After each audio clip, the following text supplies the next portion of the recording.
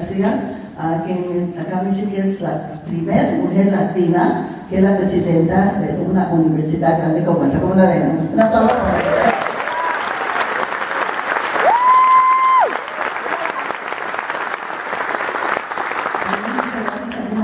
Desde aquí, Antonio Martínez, muchas gracias por aquí para acompañarnos. So I want to thank all of you for being here, for sharing this beautiful evening with us, because I think we're going to see some really great and exciting presentations. As of course Alberto Kerman just told us that we're going to be talking, he's going to be showing us one of his new videos that he has. It's a CD, it's called Claro que se puede. And it talks specifically about the movement, and especially about some way that we can respond to all of the anti-immigrant sentiment that we have been deluged with over the last few years, and how we can counter this so that we can eventually be able to get immigration reform to take care of all of our people who are aspiring to be residents and citizens of the United States. This is very important. This is something that we can all participate in. And yes, the Girl Scouts are in the house. I hear where are they at?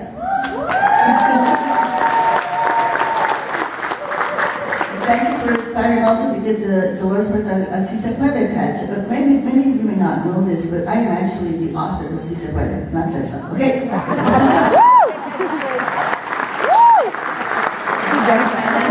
We talk about the kind of community organizing that my foundation does.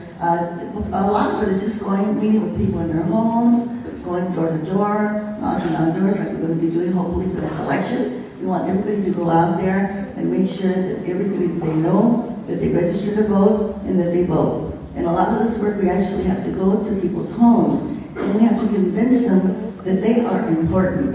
Que su voto de ellos tiene mucho valor. And that really we cannot have a democracy in our United States if people don't vote. This is so important, and unfortunately, many of us in our community do not vote. And I know that many here in Texas were suppressed. For many years they had a poll tax. They made it very difficult for people to vote, so people were not used to voting. They were discouraged from voting. But this is a new day. Es un día nuevo para nosotros aquí, and so we need to make sure that everybody votes. You know, we have had these attacks on our community. And the only thing that we have to counter these attacks and nonviolent action that we take, our ballot. Our ballot.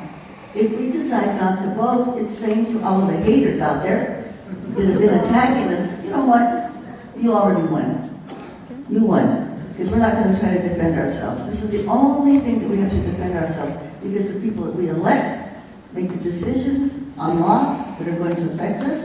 They make the decisions where our tax dollars are going to be spent. So please, I want to ask all of you, we have an opportunity in the next few weeks to really get out there and make a difference by making sure that all of our people vote. In my foundation, we will be having, we do a lot of the nonprofit work, and part of it is, of course, civic engagement. By November the 5th, we will have over 100 people in the communities that we work in that will be going door to door. And that is a great leadership experience, okay? The best leadership experience is when people go out there. In my foundation, the Dolores Huerta Foundation, when we do our organizing, what I say is that we create organizing opportunities so that people can then create the kind of leadership that they need. And you really can't talk about it, you've got to get out there and do it. And so the best way that we can do it is by giving some of our time. When we think of someone like Cesar Chavez, Cesar gave his entire life. Gave his entire life. And so all the rest of us have to do is just dar poquito de nuestro tiempo, ¿no? Para ir a hacer lo que tenemos que hacer. Because the one thing that we really know, todo el cambio viene de abajo para arriba. All change comes from the bottom to the top. And so if we do not work to make those changes and to make life better for ourselves, for our community, nobody is going to do it for us. We are the ones who have to do it. Nobody will do it for us. We have to take that responsibility. Just like the farm workers did when we didn't have water in the fields, or we didn't have toilets in the fields. It was the farm workers, the poorest people of all, that got up there and they made those changes, right? Because nobody was going to do it for them until it actually became a national law. So we're partnering with Edna's Music Foundation, And you know, you heard about the kind of gifts that they give for everybody, the guitars that they give out to people, the kind of gifts that they give at Christmas for the children. Well, our foundation has been very fortunate in having the Edmonds Music Foundation also support us. So here from Texas, Alberto Kerman has sent gifts to the farmer children in Fresno, in Tulare County, in Bakersfield, and esos pueblitos campesinos, and that love has come from him, from here, from McAllen, all the way over there to California. So let's give him a big applause, okay?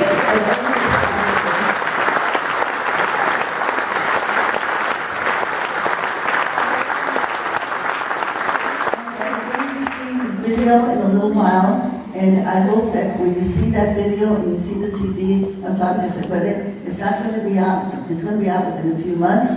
There will be a big announcement when it does come out. So, you know, let's buy the video, you know, let's show it to all of our friends, all of the people that we know, so that we can really educate the public about why our people need to get that residency status. How our people are out there working in the fields, you know, picking our food that we're going to eat every day, working in our buildings to clean them, building our buildings, cooking our food in restaurants, taking care of children in people's homes, you know, taking care of the elderly, taking care of the disabled. Están haciendo el trabajo that, and you know, they deserve to get that legalization and that residency status, and I think that we can make it happen. ¿Se puede o no se puede? Sí se puede. ¿Se puede o no se puede? Sí se puede. ¿Se puede o no se puede? Sí se puede. So, vamos a tener una conversación ahora con algunos de los estudiantes, and they're going to be asking me questions, and hopefully we will be able to, through that conversation, be able to answer some of the questions that you may have that you would like to ask myself. And we'll also be looking forward to the naming of the street. I'm going to have, as you know, I'm having the street named in my honor in Westlaco tomorrow. Okay?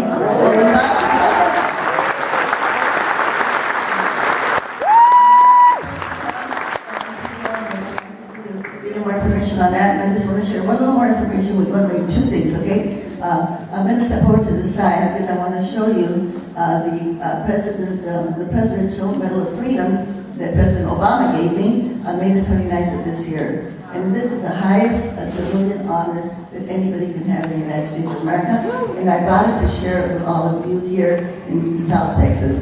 Earlier today in a press conference, I said that the soul of Texas starts here. With South Texas, okay? This is where the soul of Texas starts.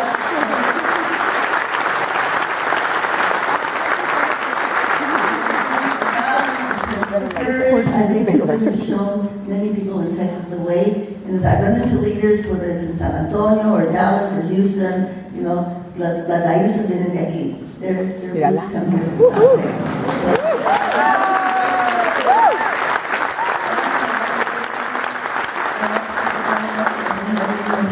Oh, the other thing I was just going to mention to you is maybe you may have heard that President Obama, was in the headquarters of the farm workers yesterday, and he was there, and he put a rose on Cesar Chavez's grave. And it's the first time, can you imagine, that the highest honor, the President of the United States of America, más de todos, you can say, no, in our country, went to put a rose on the grave of Cesar Chavez. Un señor que fue campesino.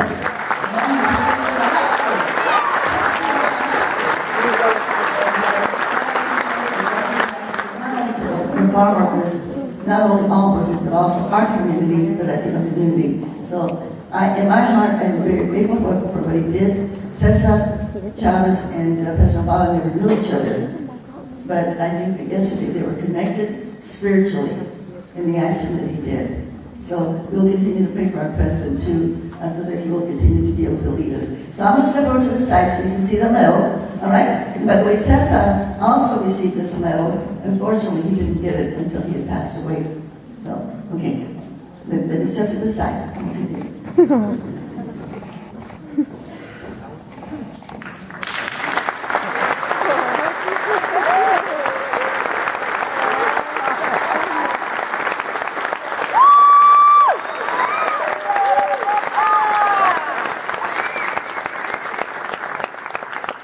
We're number 70 in the world in terms of representation of women in those decision-making bodies. So we've got to fight to have childcare so that women then can engage. And we know when a woman engages in civic life, it's not just about the woman, it's about the entire family. The whole entire family will have that legacy of engagement, of civic participation, and justice.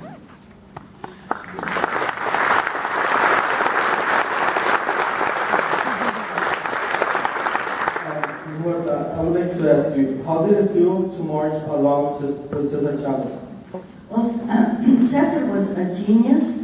I think someone like Cesar Chavez comes along, oh gosh, once in 1,000 years. I mean, he's somebody, when we talk about Dr. King, when we talk about Gandhi, we need to put Cesar Chavez right there in that category. When we think about this movement that we built, and I have to include myself, and many others, people that are here in this audience, some of you were out there, marching also with Cesar and myself. Many of the people who went from Texas all the way to California and joined in the movement over there, or joined in the movement here. There were many of us. But the thing about Cesar is he inspired. He inspired people. He was inclusive. Although he only went to the 8th grade, he never got a chance to go to high school. But he was so intelligent. He was always reading, and he was extremely humble. When people would try to say, Cesar, you're the leader of the Chicano movement or the Mexican American movement, he would say, no. I am the president of the Farm Workers Union. But it was this humility and his discipline and his hard work, I think, that inspired so many people, and his intelligence and the ability to bring people together so that they could share in the movement. And even all of these hundreds of people that we all work for nobody, right? I mean, it takes a lot to make something like that happen.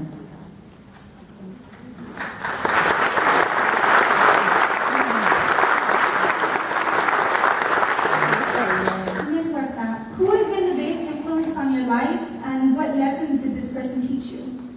Well, I guess like many of us have to start with our parents. My mother, I'm from New Mexico. That's where I was born. That's my mother and my father. And I guess growing up with the teaching of St. Francis, that you have to help people if they need help. You don't wait for people to ask you. If you see that someone needs help, you're supposed to help them. And you're not supposed to expect any kind of reimbursement or gratuity. When you help people, it's the grace of God to help someone. And that you have to always be authentic, always be yourself, and always, do what you can to make life better for other people. That was the way I was raised. And so when I learned about organizing from a great man named Fred Roth Sr., he's the one that taught both Cesar and myself how to organize.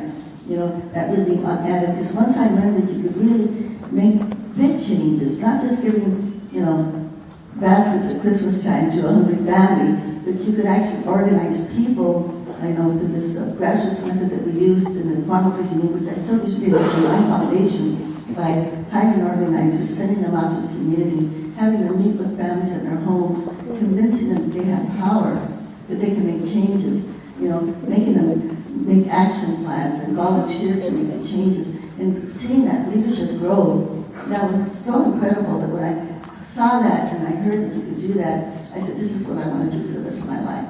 And I actually did. I could be the school teacher.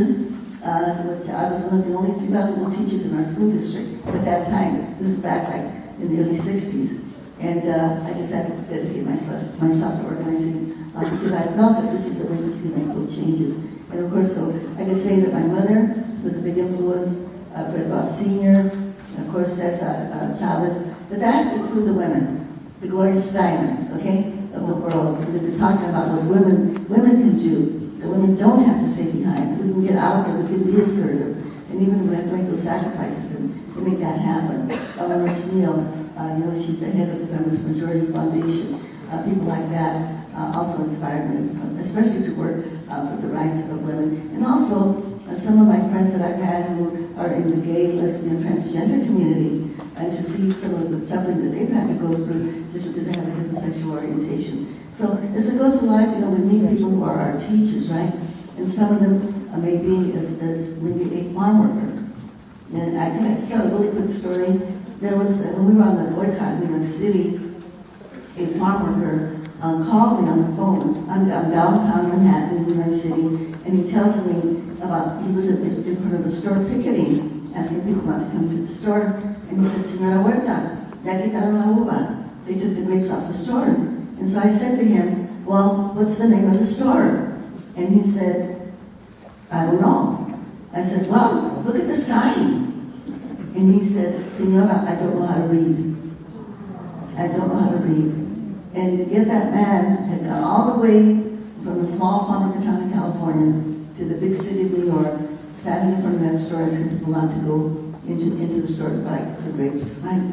And so to me that was, the humility of that man and the courage of that farm worker. And so I think that was also a lesson for everyone. Because if this man could do that, the rest of us that have an education and that are literate, what more can we do?